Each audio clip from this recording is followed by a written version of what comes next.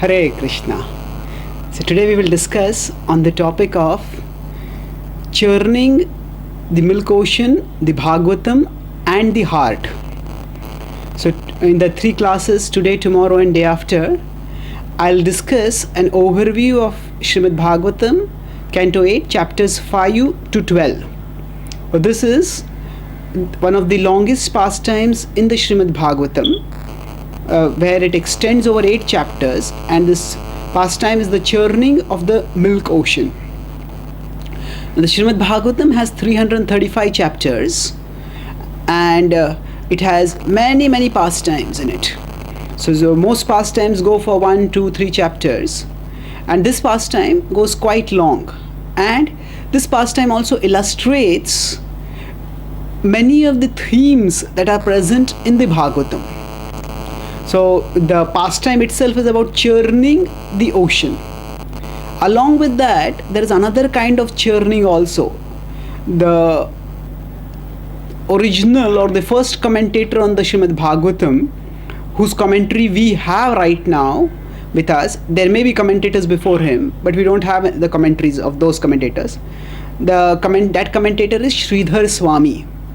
Sri Chaitanya Mahaprabhu considered Sridhar Swami a great authority. And Sridhar Swami, while writing the commentary of Srimad Bhagavatam, says that how can a tiny mortal like me speak on the Bhagavatam? How can a pebble churn the ocean? When a mighty mountain like Mandara failed to churn the ocean, had difficulty in churning, and how can a pebble do that? So similarly, he says, I am a finite human being like a pebble. So how can I churn the Bhagavatam? But then he prays that, oh dear Lord, just as you enabled the ocean to be churned by your mercy, similarly, let me churn the ocean of the Bhagavatam, and let me write and speak some realizations. So Sridhar Swami is here talking about when we study the Bhagavatam, what are we doing? We are churning it.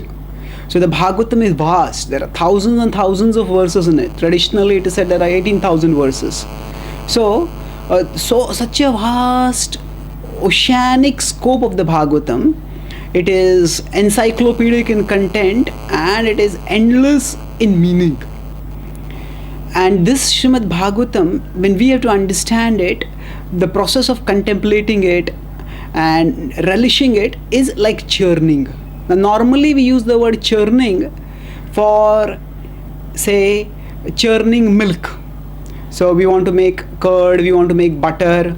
So the whole process involves churning, so that eventually we can get something of a higher quality. So milk itself is very good, but from that we want to get something which is even more valuable. So we churn. So churn essentially means a process of transformation, but it is a transformation that is a positive transformation to get something better than what is already there. Now we may say, how can we churn the Bhagavatam? How can we get something better than the Bhagavatam? No, we are not getting something better than the Bhagavatam, but what we are churning, when we say we churn the Bhagavatam, we are churning our understanding of the Bhagavatam. So if initially when we read the verses, okay, the story is here, that story is there. Some of the stories in the Bhagavatam we may have heard from our parents, grandparents, or have seen in some channels on television, or have read in Amar Chitra Katha or some other storybooks like that. But that is only a very general introduction. So churning means when we churn the Bhagavatam, then our understanding of the Bhagavatam increases, and our attraction to the Bhagavata, to Bhagavan, to the devotees and to Krishna increases by that. So there is churning of the ocean, there is churning of the Bhagavatam, and there is churning of the heart. The process of Bhakti Yoga is essentially churning. Our heart, is it like an ocean? We may say the heart is very small. Of course, when we talk about the heart, we talk about two things. We can talk about a biological heart, which is the organ for pumping blood, and then there is the metaphorical heart, which is the seat of emotions. So that metaphorical heart is the soul. And that's what we are referring to over here, the seat of emotions, the source of consciousness, the locus of meaning, understanding and love. That is the soul. And that metaphorical heart is actually oceanic. It's small in size, but it's oceanic in terms of the desires that are present in it. There are endless desires. Just like in the ocean seem to be endless waves, so like that there seem to be endless desires in our heart. And many of these desires are superficial, trivial. They are about small things which really won't make much difference in the long run. So we want to churn our heart so that the purer, greater, more worthier desires come up, and those desires define and drive our life and take us to a glorious destination. So this is churning the ocean, churning the Bhagavatam, and churning the heart. So we will discuss the pastime, and as the pastime is going on, we will go back to the other two themes also. Now, in the 5th chapter of the 8th canto, the pastime begins with the fight between good and evil. The human heart is a microcosm of the universe. So in our heart there is a battle between good and evil. Now, we have a virtuous side and we have a lower vicious side, and there is a battle between the two. So this is a reflection of a cosmic reality. In the cosmic reality, there are forces of good and there are forces of evil. So there are the Devatas, the gods, and there are the demons, the Asuras. Now in Kali Yuga, our universe or our human experience has become very finite and limited, because there is a diminishing of human capacities. And that's why with our finite experience of the universe, we cannot perceive these higher beings. The demons are lower than humans in terms of consciousness, but they are higher in terms of powers. Ravana, for example, is a Rakshasa. So Rakshasas are lower in consciousness, but he was so powerful that he felt that a Manava, human being, cannot defeat me. That's why when he took a benediction also from Brahma, he said, I don't need a benediction that humans won't be able to kill me, because humans will never be able to kill me, he thought. That they are weak beings. So the demons and the Devatas, they are both more powerful than human beings. But the demons have lower consciousness than humans. So this battle between good and evil constantly goes on. And here, when this battle was happening, at that time, the Devatas found themselves overwhelmed. The Devatas found that they were overpowered. So the head of the gods was Indra, and the head of the demons was Bali Maharaj. And when the demigods were defeated, they just lost all power, and they found that they were overwhelmed. So they went to Brahmaji. Now Brahmaji is also a Devata, but he is not involved directly in the administration of the universe. Most of the gods act like Kshatriyas. They are rulers and they are warriors. But rarely, if ever, we see Brahma acting as a warrior. Brahma is more of an advisor. So Brahma is the original Brahmana. And Brahmanas generally don't use weapons, but they are advisors. They are advisors to humanity and they are petitioners to divinity. Petitioners means that they take the prayers from the human beings and then they offer them to the higher beings. So here, when the Devatas went to Brahmaji, Brahmaji heard their plea and then he petitioned on their behalf to the Supreme Lord. That is Lord Vishnu. When they asked Lord Vishnu, now normally we will see that before Krishna appears, before Lord Ram appears, before most of the incarnations appear, the Devatas are in trouble, and when they pray to the Lord descends, and then the Lord overpowers the demons. But in this case, the Lord did not do that. The Lord's advice was surprisingly different. He told them that the time is not favorable for you right now. You will not be able to attain victory. Therefore, declare a truce. Devatas could have thought, if a truce had to be made, we could have done it ourselves. What was the need to come and pray to you? We wanted to win. And that's why we have come to you. But the Lord said, no. You declare a truce and then wait till the time becomes more favorable to you. And in the meanwhile, after making a truce, you can collectively do something worthwhile. And that is churn the ocean to get nectar. Now, the word nectar has many meanings. Nectar often, which is translated as Amrita in Sanskrit, or rather nectar is a translation of Amrita. It is also translated as ambrosia. So the word nectar is often used to refer to that which grants immortality. Now, the Vedas, there is a progression in the Vedic literature. The Vedas are literatures of Karmakanda. Karmakanda is the branch of the Vedic knowledge system which offers material religiosity. That means practice dharma by which one will get artha and kama. And then Jnana Kanda talks about moksha, the fourth purushartha. These four are the purposes of life, purusharthas: dharma, artha, kama and moksha. So in the Vedas, heavens are glorified, and it is said by drinking heavens one will attain immortality. But in the Upanishads, it is described that these promises of immortality are actually exaggerations. Because even in the heavens, the Devatas die. They do not die in the heavens.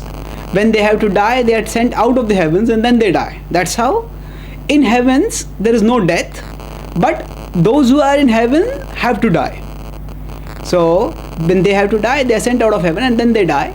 The point is that the statements about immortality for the heavenly beings are exaggerations. So there are four kinds of beings. There are Martya, there are Amara, there are Chiranjeevi, and there are Nitya. So Martya are all of us human beings. We have very short lifetimes. Then higher than us are the Devatas. They are called Amara. Amara in one sense can mean immortal. But this immortality is not literal. It is comparative. That means as compared to human beings, the Devatas live for so long that from the human perspective it appears like immortality. So they live for a very long time. Usually many of the important Devatas, they live for the lifespan of one Manvantara. Of one Manu, that is called as Manvantara. I won't go into the technicalities over here. But higher than that is Chiranjeevi. The word Chiranjeevi also literally means Chiran means for long time or forever, Jeeva, to live. So Chiranjeevis live for a much longer time. They live almost for one day for the lifespan of Brahma, which is much, much larger. But even they are not eternal. The only eternal beings are Nitya.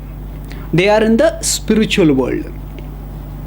So the Devatas are Amara. That means they live for a very, very long time. But still they are also apprehensive of death. And they want to prolong their lifespan as much as possible. And the idea was that this nectar, which if could be churned from the ocean by the arrangement of Lord Vishnu, as he has suggested, then that would prolong their lifespan.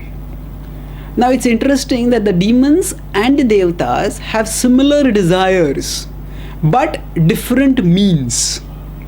The demons also want a very long lifespan. But Vishnu Bhakta Smrito Deva Asuras Tadviparyaya.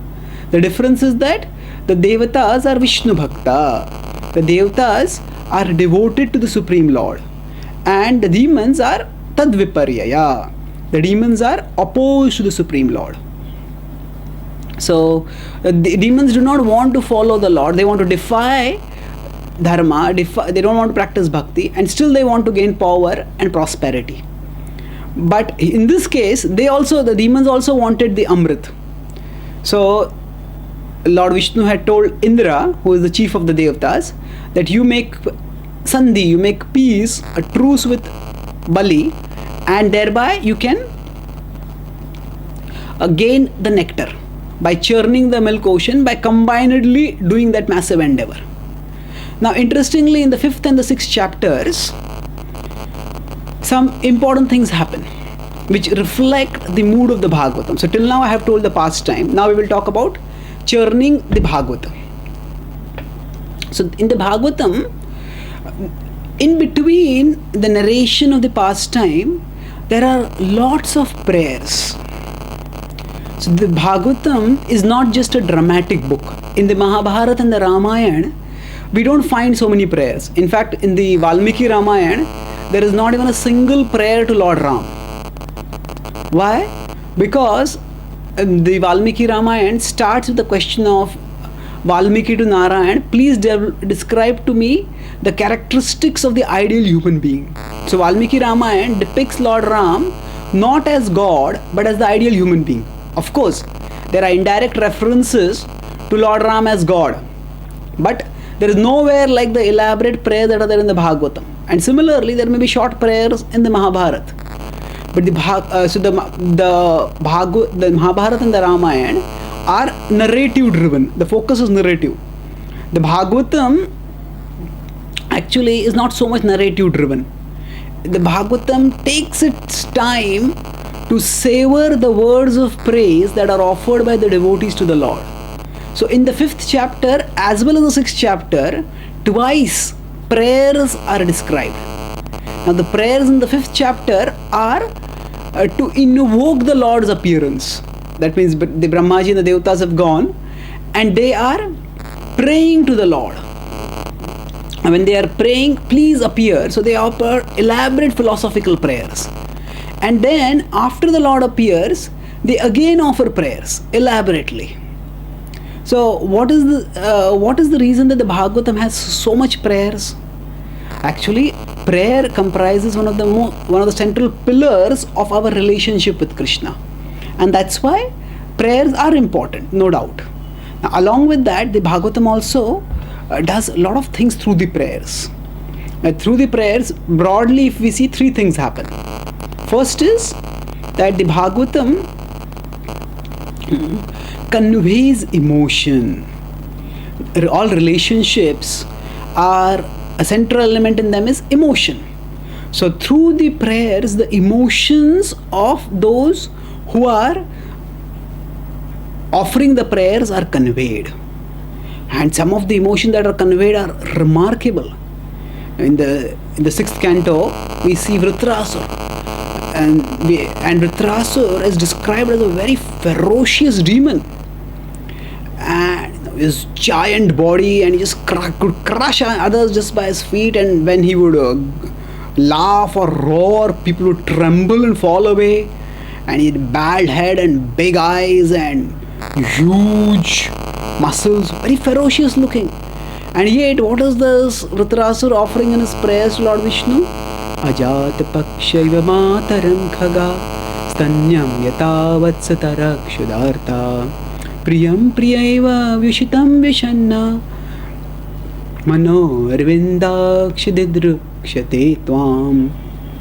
So Vritrasura there is praying Ajata Paksha. This is a tender bird who is almost not yet born. It's born, but its wings have not been developed. So that's why it says Ajata Paksha. So it's born, but it has not actually become a Pakshi till now. Pakshi means one who is able to fly. So it's born out of the egg, but it's not yet developed the ability to fly. So that bird is helpless.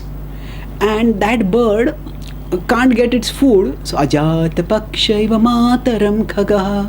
Just as the tender baby bird waits for the mother to come, waits for its parent to come and provide its food. So it says, similarly, my dear Lord, I long for you. And then, Stanyam Yata Vatsatara Kshudarta. Stanyam Yata, just as the calf longs for the udders of the cow so that it can get milk. And then, Priyam Priyaiva Vishitam Vishanna, just as a lover, she waits for her beloved to come back so that they can continue their loving relationships. Now these three, there is a progression in this. The bird is completely helpless and doesn't do anything. The calf runs after the mother to get the milk from the udder, and the lover wants to serve the beloved. So the mood of service and the relationship in these three is being developed. But the point is, all these three are very tender and soft, emotionally laden examples. And to think that these will come from a ferocious demon, it seems very unlikely.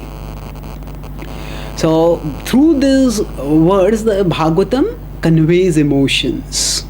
Now our words are the windows to our heart, and the Bhagavatam conveys the emotions of the characters through the prayers that they offer. So in this case, the Devatas offer eloquent, profound prayers which philosophically glorify the Supreme Lord, and their underlying emotion is the emotion of fear.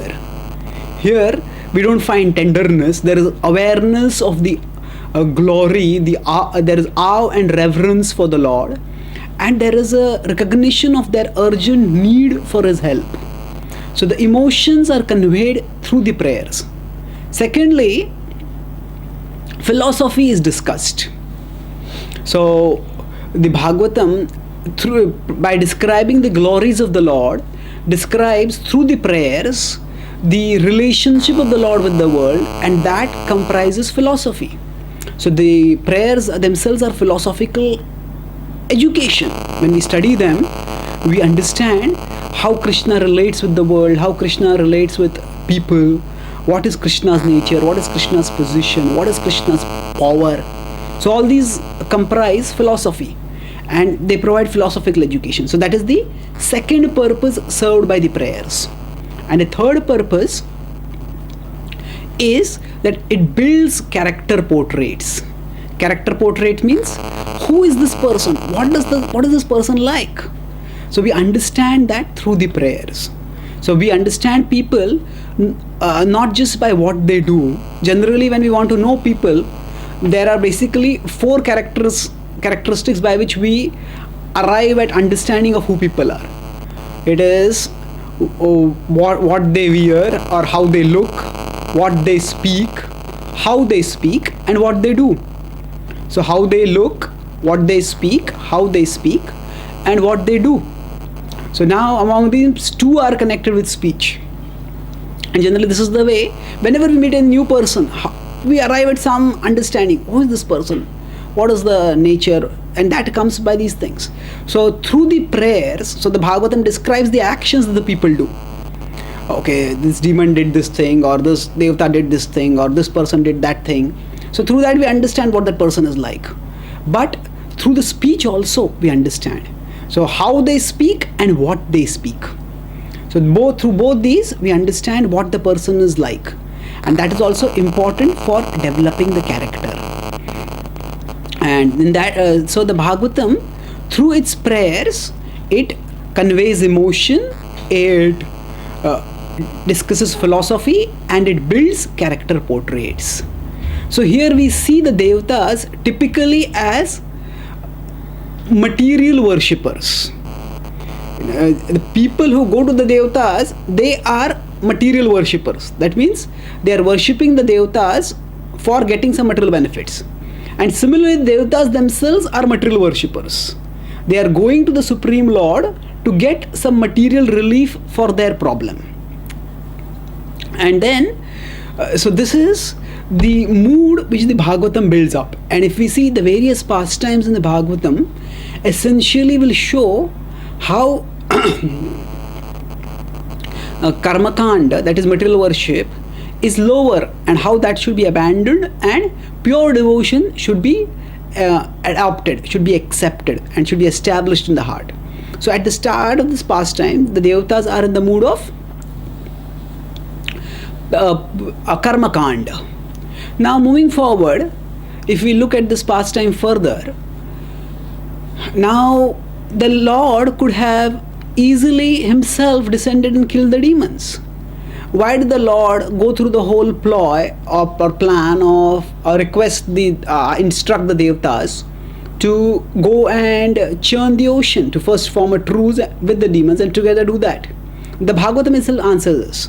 He says this is because the Lord wanted to perform Leela. The concept of Leela is the unique contribution of the Vedic wisdom tradition to world theology. There is no such concept of Leela in any other religion in the world.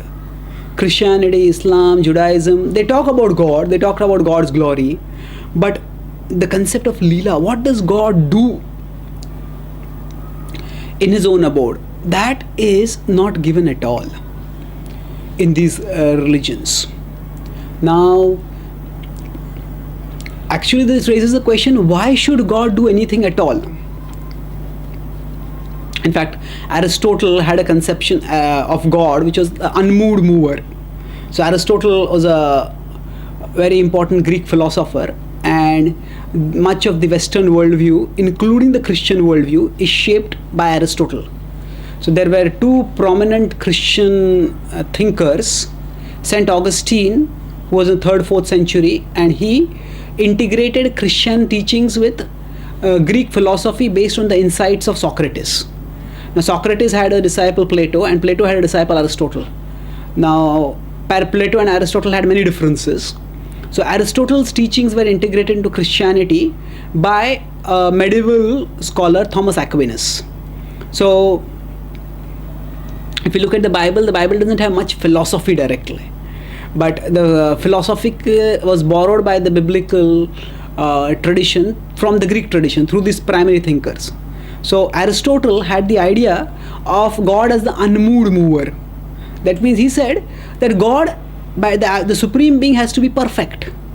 And if the Supreme Being is perfect, then the perfect being doesn't have to do anything at all.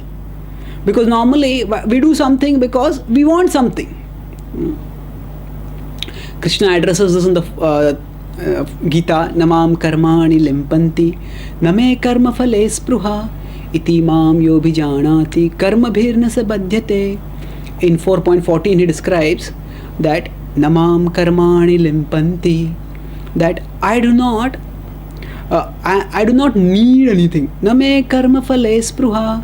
I do not desire anything. I do not need anything. Need means something which we need for our existence. Desire means which we want something for our pleasure, like that. So I do not need or desire anything. Itimam yobhijanati. One who understands this, karma bhirna sa badhyate. Such a person will not become bound by karma. Now, then if God does not need anything, God does not desire anything, then why does God do anything at all? Now that question will come up. Then why does the world exist? Why did God create us? Why did God create the world? So this is a complex philosophical question, and the Vedanta Sutra addresses this elaborately. And Ramanujacharya explains in his commentary to the Vedanta Sutra, which is called the Sri Bhashya. He says that this world has been created by the Lord as his Leela. And he says when the scriptures say that the Lord does not do any work, the Lord does not do natasya karyam karanam, that the Lord does not have any work to do. So he said that's true, but Leela is not work, Leela is play. So he says that when a person is, after doing work, the person just wants to maybe play a game. So that is not work. So that's why God does not do any work, but just for his own pleasure he plays. Now Baldev Vidyabhushan refines this example in his commentary on the Vedanta Sutra, which is called as the Govinda Bhashya. And he says that actually even when people play, playing is for a purpose. What is that purpose? To get enjoyment. And if God needs to get enjoyment from something, then that is also a blemish in God's perfection, because God is self-satisfied. So he says Leela is not like a play. Leela is like a dance. What is the difference between a play and a dance? It says that when a person is very happy, then the person just rises up and starts dancing. Now the person is not dancing to become happy. The person is dancing because that person is happy. So dancing is not done to attain happiness, dancing is done to express happiness. So like that, the Lord performs Leela out of his own ecstatic nature. His nature gets expressed as the ecstasy of his actions. So now we may wonder, okay, this is all from God's perspective. What about my perspective? Why did God create me? Why did God create this world? So actually, his Leela is for his pleasure, but along with that, while getting his pleasure, he does many other things also. He gives us pleasure, he redeems the world, he destroys the wicked, he rescues the pious, he does all these things, but he does all this to, along with that, while he's doing all this, he's expressing his pleasure, and as a side effect, he's also doing these other activities. So the most important purpose of the Lord in doing Leela is just expressing his pleasure. And that's what he does eternally in the spiritual world. And that's what he's doing over here. Now he doesn't have to get the milk ocean churned, but he does it because that's what Swaleela, yeah. He wants to perform Leela. And we will see how through this Leela he also performs many other activities.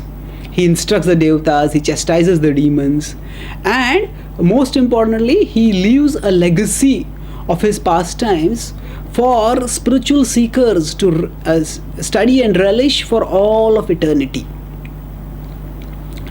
Now, this is, so the Lord, whatever he is doing, it's a Leela. And now in the Leela, how does this all relate to our heart?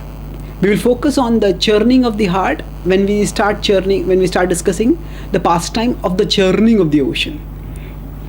So by the end of the 7th chapter, what happens is that the Lord tells the Devatas, you go and so 5th and 6th chapter talk about the Lord being besieged with prayers and the Lord responding to the prayers, and the Lord telling, go and sign a truce. So then Indra goes to Bali Maharaj and both of them readily sign a truce. Initially the demons want to attack Indra when he comes there, but Bali Maharaj knows the Kshatriya principles and he says, see, he has come without weapons, we should not attack him. Wait, let's see what he wants to say. Then when Indra presents his proposal very humbly, first he praises Bali Maharaj. He's come as a peace messenger, he's come almost like a peace messenger over here. So he praises Bali Maharaj and then he presents the proposal. The demons immediately agree. They also want nectar, they also want to become immortal. And then they decide to go and get the mountain, the Mandara mountain, which they are going to use as the churning rod. So what happens thereafter, we'll discuss tomorrow.